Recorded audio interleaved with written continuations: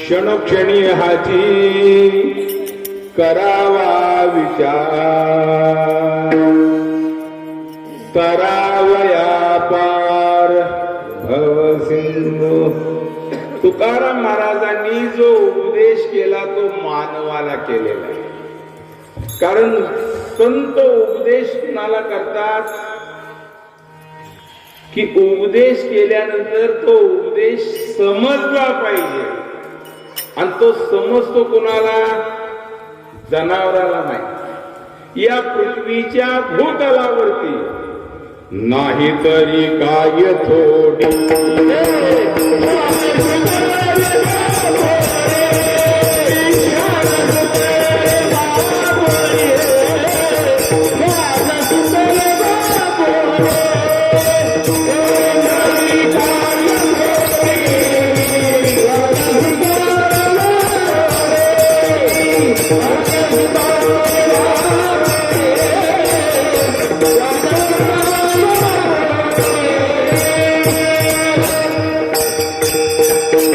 नाही तरी काय थोडी श्वान शुकरी बापडी.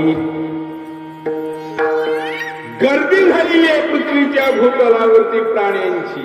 पण महाराजांनी प्राण्यांकडे वळलेलं नाही, वळून पाहिलेलं नाही. पाहिलं कुणाकडे? मनुष्य देहाचे ज्ञाने सच्चिदानंद पदवी घेणे एवढा अधिकार नारायणे कृपावलोकन दिला असे. की या मानवामध्ये अशी एक शक्ती आहे की देव पाहावयासी गेलो.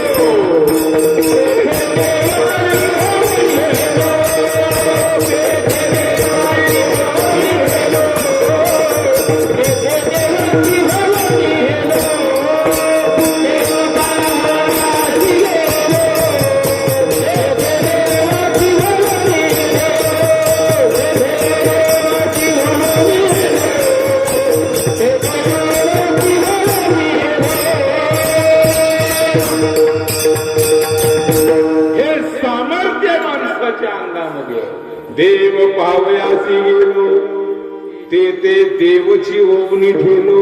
ही सामर्थ्य माणसाच्या अंगामध्ये असताना या पात्रतेला, हा मनुष्य या पात्रतेला पोहोचत असताना का पोहोचत नाही? सिद्ध अवस्थेपर्यंत तो का जात नाही?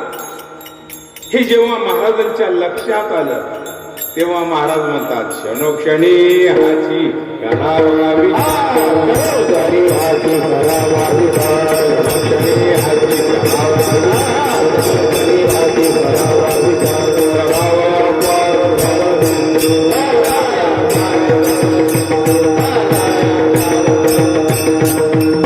काहीतरी महाराजांच्या लक्षात आलं असेल तेव्हाच महाराजांनी हा अभंग लिहिलेला आहे. सिटीमध्ये डॉक्टर असतात आणि डॉक्टरच्या हाताखाली कंपाऊंडर असतो. मग सिटी मधल्या डॉक्टरच्या हाताखालचा कंपाऊंडर खेड्यामध्ये आला. थोड्या काय औषध गोळ्याची माहिती झाली आणि खेड्यात आला. तिथे डॉक्टर करायला सर्दी तापावरल्या गोळ्या औषध द्यायला लागल्या. त्याला दूध खायचा नाद होता. त्यानं म्हैस सांभाळली होती.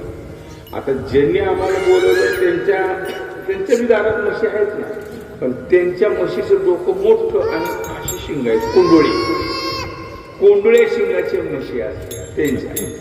काही अशा फकाट शिंगाचे असतात. पण डॉक्टरनं जी म्हैस सांभाळलेली तिची अशी होती शिंग अशी कंस केल्यावर.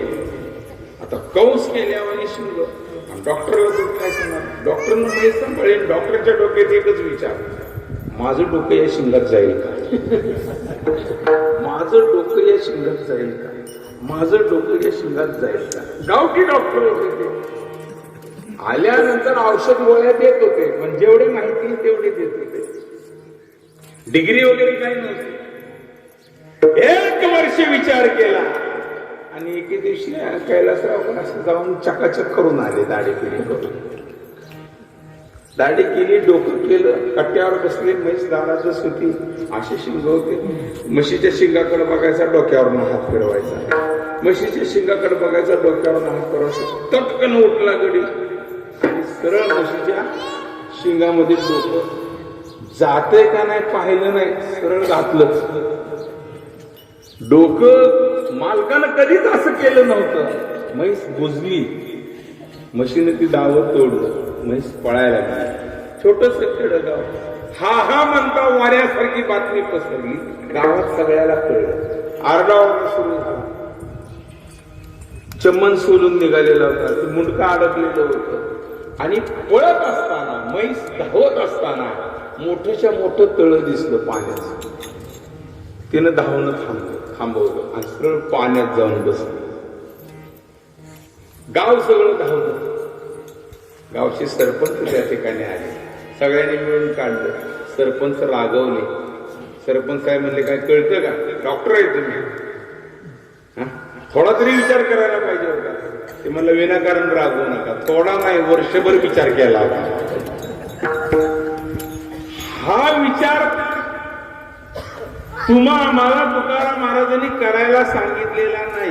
संसारातला विचार करायला सांगितलेला नाही. विचार कोणता करायला सांगितला? सारसा विचार करा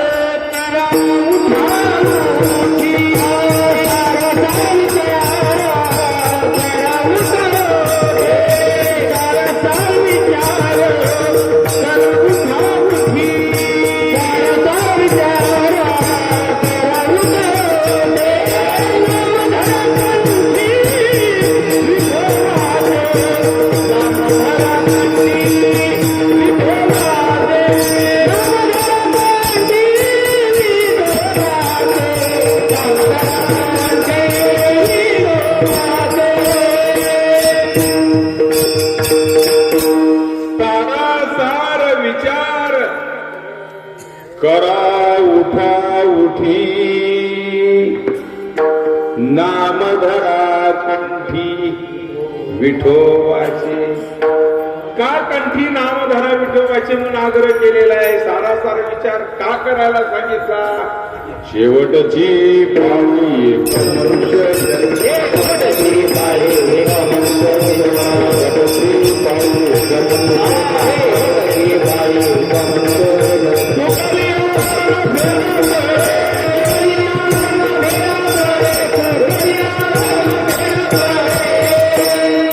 घोडते हे जन देखावे नाटो,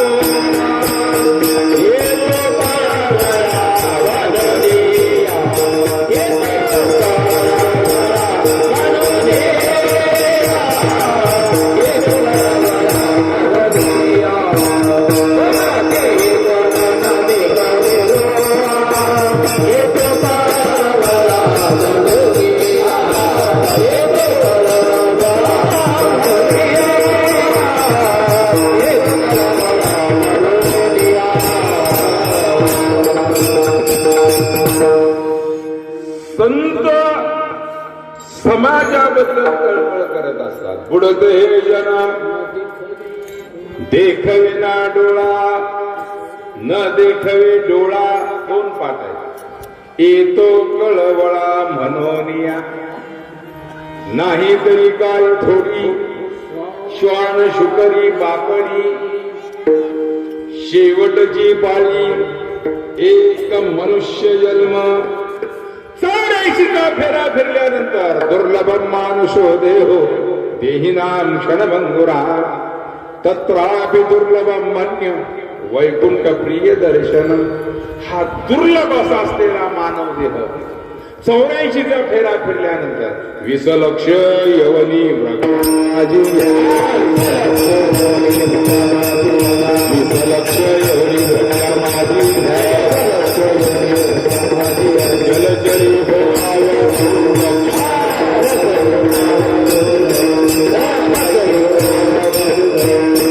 पृथ्वीच्या भूतलावरती जेवढे झाडं दिसतात या वनस्पतीच्या झाडांच्या 20 लाख जाती शास्त्रामध्ये सांगितलेले 20 लक्ष यवनी वृक्षामाजी घ्याव्या. पाण्यात राहणारे जे प्राणी आहेत कासव मगर सुसर बेडूक मासे 9 लाख पाण्यात राहणाऱ्या प्राण्यांच्या जाती 20 किती 29 11 लक्ष यवनी किड्यामध्ये घ्याव्या. शेणातले किडे मातीतले किडे लाईटच्या भोवतीचे किडे गटरीतले किडे घाणीतले किडे 11 लाख त्या किड्याच्या जाती 29 आणि 11 गणित वेगळं आहे का कुंभेफळचं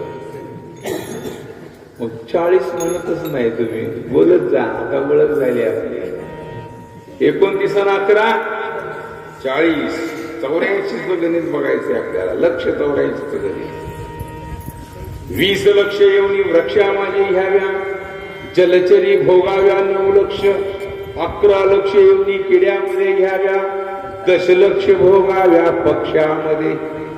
आकाशात फिरणारे जे प्राणी आहेत पक्षी आहेत त्या पक्ष्यांचे 10 लाख जाती आहेत. पोपट चिमणी कबूतर घार 40 आणि 10 कुंभेफळकर बोला 40 आणि 10 50 30 लक्ष यवनी पशुची घरी 4 पायाची जनावर आहेत पशु म्हणून संबोधले जाणारे जे प्राणी आहेत ते 30 लाख आहेत 50 आणि 30 लक्ष यवनी पशुची घरी मानवा भीतरी 4 लक्ष 50 आणि 30 80 4 माणसाच्या 4 लाख जाती आहेत. ब्राह्मण आणि भंगी अजिबात नाही श्रीमंत आणि गरीब अजिबात नाही सुशिक्षित आणि अशिक्षित अजिबात नाही. मग 4 लाख जाती कोणती आहेत माणसाच्या आपल्यासारखे दिसणारे प्राणी उदाहरणार्थ वान्य आपल्या बोटाला 3 कांड्या त्याच्याही बोटाला 3 कांड्या आपल्याला 2 डोळे त्याला 2 डोळे आपल्याला 2 कान त्याला 2 कान उदाहरणार्थ माकड उदाहरणार्थ अस्वल उदाहरणार्थ हैदराबादला गेलात तर गोरीला बघायला मिळेल. हे 4 लाख माणसाच्या जाती 80 4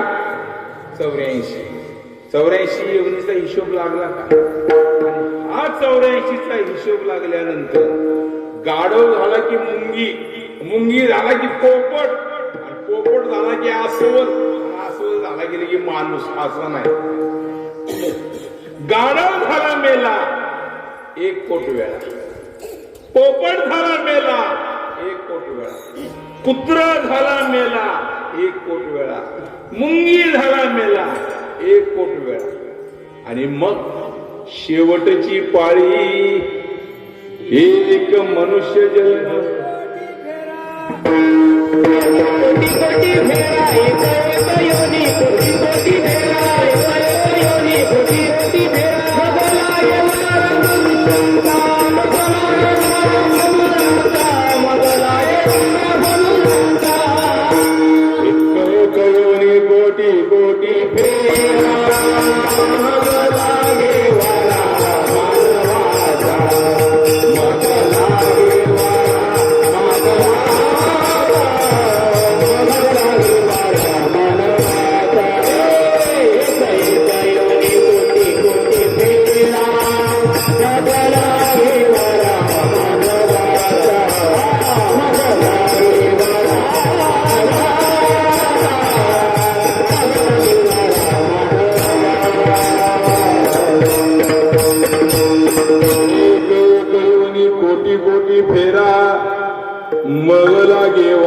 मानवाचा हे जगद्गुरु तुकोबारायांनी आत्मान बघितलं की बाबा रे तुला सहजासहजी हा मानवाचा देह मिळालेला नाही. अंधळ्याने टाळी वाजवावी आणि आंधळ्याच्या टाळीत जसा कावळा सापडावा पावला हा देह मागणारी न्याय.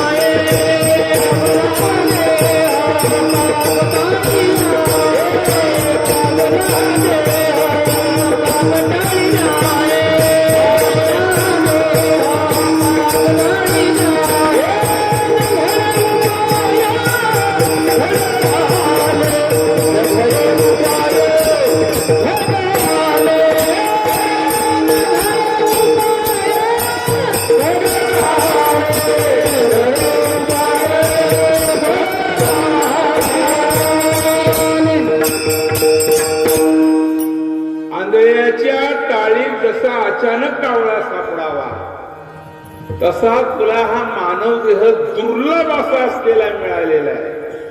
या देहाचं सोनं करून घ्यायची जबाबदारी माणसावर आहे. या मानवामध्ये एवढी मोठी योग्यता आहे की 84चा फेरा चुकवण्याची योग्यता या माणसामध्ये आहे. विठ्ठल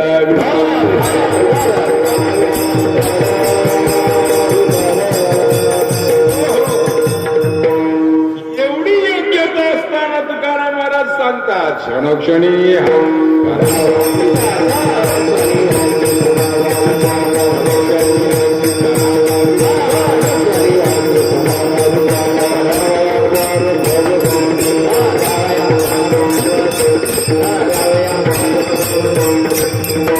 का सांगतात त्याचं कारण असं आहे की भल्या भल्याला शेवटच्या क्षणाला पोचता आलं नाही सिद्ध अवस्थेला. सिद्ध अवस्थेला पोचण्यासाठी 84चा फेरा चुकवण्यासाठी जडभरत राजानं राज्य सोडलं होतं. दरीमध्ये डोंगरामध्ये जंगलामध्ये जाऊन जडभरत राजा बसलेले होते. पण सूर्याला अर्घ देत असताना हरणाच्या पोटातलं पाडच तेव्हा खाली थाप दिशा पडलं. एका वाघानं डरकाळी मारली. त्या आवाजाला घाबरून हरिण पळत सुटलं आणि हरणाच्या पोटातलं बाळ ते पाडस नेमकं खाली पाण्यात सापडलेलं पडलेलं जडभरत राजाला मिळालं. त्याला वाचवलं. काडी काडी खाऊ घालून लहानाचं मोठं केलं. पण शेवटचा क्षण जडभरत राजाचा जवळ आला. कशासाठी राज्य सोडलं होतं? राम राम म्हणता जावं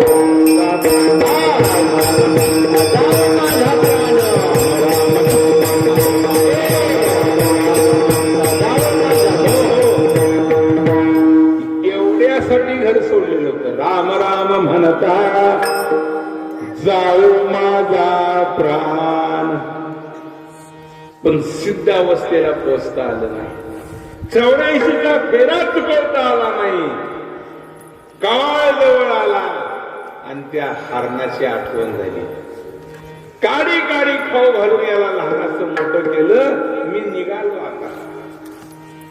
कोण याला आता सांभाळ? या हरणाचं कसं होईल?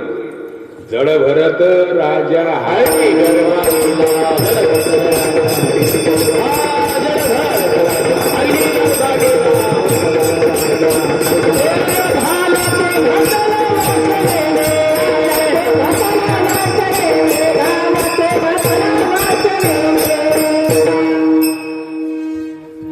जडभरत राजा. या पुढे या साहेब, पुढे या, पुढे या. हरणी गर्भा गेला, घाला तो घातला वासनेने. जन्म घेणे लागे वासनेच्या संगे. म्हणून शेवटचा काळ सांभाळायचा. आणि तो काळ सांभाळण्यासाठी महाराज म्हणतात क्षणोक्षणी हा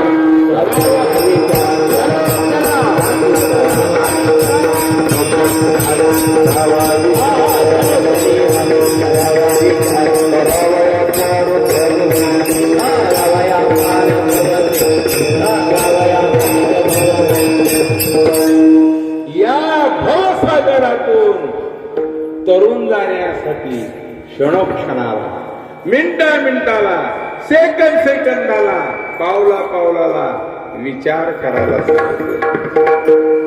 तुकोबारायांनी आपल्याला या अभंगातून जाग केलं. जसं मेंढराच्या कळपामध्ये एक सिंह मेंढर धनगरानं सांभाळलेला होता. जातीनं धनगर. मेंढर राखत राखत जंगलात गेला. सिंह, त्या सिंहाने 1 2 3 4 अशी पिल्ल दिली सिंहीनं. तर त्या तिचा नेम आहे त्या बाळाच्या आईचा. पिल्ल देत जाणार, जन्माला बाळ घातलं, पुढे जाणार, तिकडून येईल तोपर्यंत त्या पिल्लानं जागा सोडली पाहिजे. त्याला उठवायचं आई शिकवत नाही, सिंहीण शिकवत नाही. सिंहीण फक्त बघत असते की उठतंय का नाही. ती माघारी येईल तोपर्यंत त्यानं उठायचं, मनानं धडपडून उठलं पाहिजे आणि तिथली जागा सोडली पाहिजे, नाहीतर ती पिल्ल खाती येते. कसं काय ते चुकून बाजूला सुटलेलं धनगराच्या तडाक्यात ती पिल्लू सापडतं. एक पिल्लू सुटलेलं सापडतं. मेंढराचं दूध आपलं द्यावून धनगरानं आपलं जवळ केलं, पण सांभाळलं. लहानाचं मोठं केलं. त्याचं बसणं उठणं सगळं मेंढराच्या कळपात. जंगलामध्ये चरत चरत पुढे गेलं होतं ते. कळपच सगळा. जंगलातला सिंह, जंगलातल्या सिंहानं डरकाळी फोडली. अशी डरकाळी फोडल्याबरोबर धनगराचे कुत्रे लय कडक असते, पण सिंहाचा आवाज ऐकल्याबरोबर त्यांना भुकताच येणार. त्यांची बोबडीच वळली, करायला लागली. आवाजच निघाला त्यांचा. कुत्रे पळाले, मेंढर पळाले, धनगर पळाला. मेंढरामध्ये ती सिंह मोठा झालता. बसणं मेंढरावानी, उभारणं मेंढरावानी. ती सिंह जंगलातल्या सिंहानं बघितलं, मला बघितल्यावर धनगर पळाला, पळू द्या. मला पाहिल्यानंतर मेंढर गेली, जाऊ द्या. पळून गेली ना, जाऊ द्या. कुत्रे गेले ना, जाऊ द्या. पण सिंह का गेला? विचार केला आणि म्हणे त्याला विचारायचं आहे. पुन्हा 12 हातोड्या सुरू केल्या. 12 हातोडी असती याची सिंहाची. आणि मेंढराच्या कळपात पळत असलेल्या सिंहाला मेंढराच्या कळपातनं असं बाजूला काढलं. कोण? तू कोण आहे? ती म्हणलं, मी मेंढरू. तुडुंब भरलेली पाण्याची विहीर होती तिथं. विहिरीच्या काठेवर आणून त्याला उभा केला. प्रतिबिंब दिसत होता. बघ, तुझा चेहरा माझा चेहरा. ती म्हणला, सारखा आहे. तुझा पंजा माझा पंजा, म्हणे जिट्टो आहे. तुझी छाती माझी छाती, म्हणे बरोबर आहे. तुझं शेपूट माझं शेपूट एक सारखं आहे. मग तू कोण आहेस? तुझ्यासारखं असं असं वाटतंय बुवा. अरे वाटतंय नाही, तू जातीवंत सिंहाचा बच्चा आहेस. जंगलातल्या सिंहानं मेंढरातल्या सिंहाला जाग केलं. तसं तुकाराम महाराजांनी या पृथ्वीच्या भूतलावरती मनुष्य म्हणून जन्माला आलेल्या प्राण्याला जाग केलं. आता जागा रे भाई नो जागा, जागा रे भाई नो जागा, जागा रे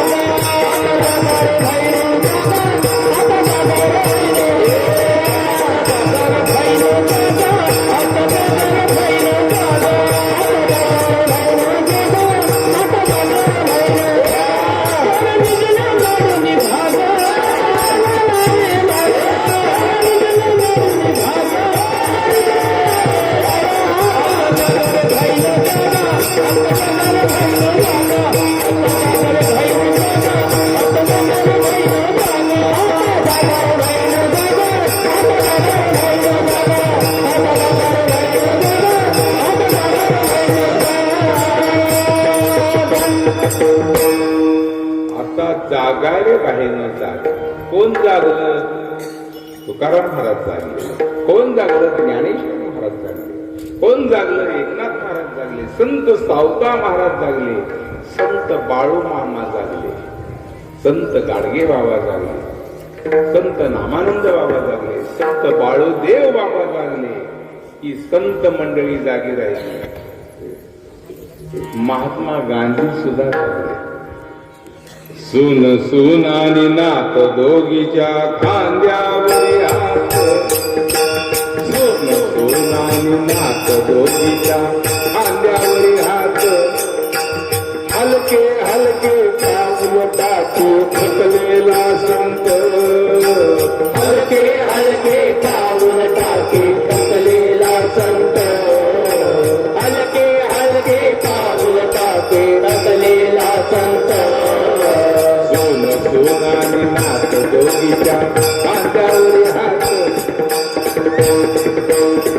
सामुदायिक प्रार्थनेची वेळ झालेली होती. त्या सामुदायिक प्रार्थना करण्यासाठी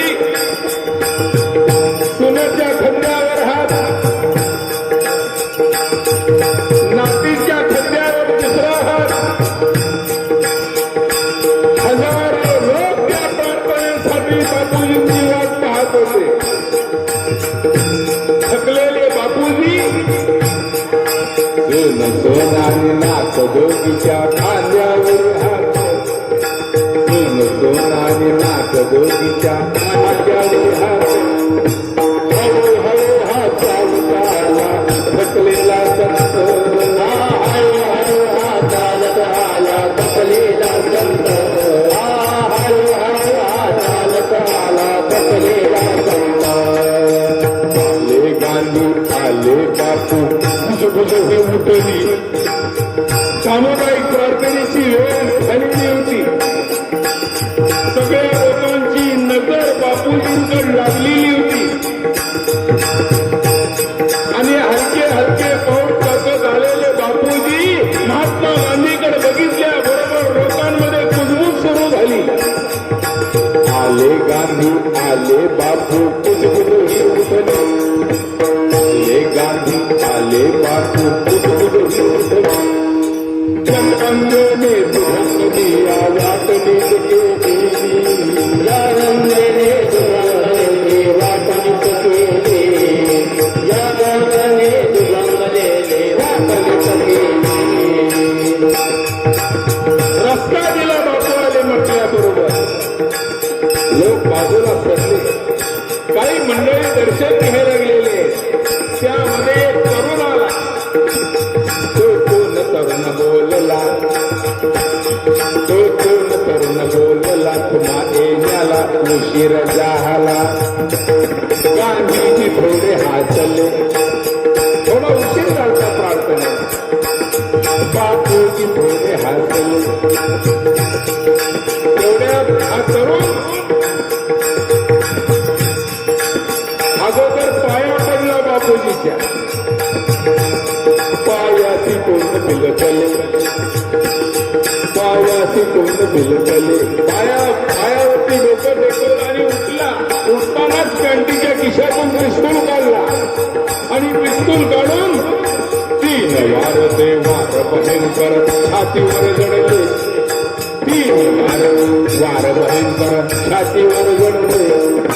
राम म्हणून शांती ब्रह्मते धरणीवर पडले. आमोदने शांतीवरणे धरणीवर घडले आमोदने शांतीवरणे धरणीवर घडले बापूजींच्या डोक्यात देशाचा विचार चालू होता. पण ज्यावेळेस नथुराम गोडसे यांनी पिस्तूलचे गोळ्या खाल्ल्या बापूजींच्या छातीवरती त्यावेळेस डोक्यातला सारा विचार बापूजींनी बाजूला टाकला. हरे राम हरे राम हरे राम राम राम म्हणता जराऊ माझा प्राण. राम म्हणून शांती ब्रह्मते धरणीवर पडले. राम मनोनी शांतीवरणे धरणीवर पडले राम मनोनी शांतीवरणे धरणीवर पडले जटायू नावाचा पक्षी सीतामातेला घेऊन निघाला रावण. तेव्हा युद्धाला कोण उभा राहिला? जटायू. पण जटायू ऐकत नाही. येऊन धाव घ्यायला लागला, त्रास द्यायला लागला. त्यावेळेस रावणाने विचारलं तुझं मरण कशात आहे? पंखात आहे सांगितलं. तलवार घेतली, दोन्ही पंख तोडून टाकले, छाटून टाकले. पण श्रीराम प्रभूची भेट झाली. त्यावेळेस काय मागितलं? फक्त स्मरण तुझं व्हावं मांडी दिली देवाने. आणि शेवटच्या क्षणाला जटायूनं देवाची भेट झाल्यावर देवाचं स्मरण केलं. म्हणजे जटायू पक्षी जर शेवटच्या क्षणाला स्मरण करत असेल, महात्मा गांधी राम राम म्हणता जाओ माझा प्राण ते जागे असतील, तर आपण का जागर राहावं? गात जा गात जागा, गात जागा, गात जागा, गात जागा,